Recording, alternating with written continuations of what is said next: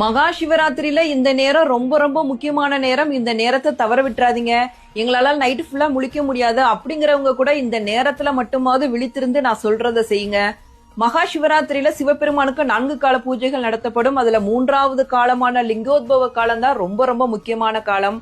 இந்த நேரத்துல சிவபெருமான் பிரம்மாவுக்கும் விஷ்ணுவுக்கும் இடையே ஜோதி பிளம்பாக காட்சி அளித்தாரு.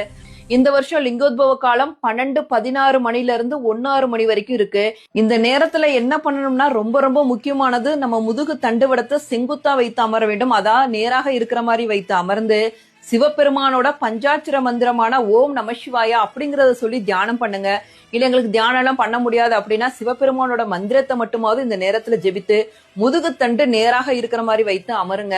இந்த பிரபஞ்சமே உங்களை ஆதரிக்கிற நேரம் இது.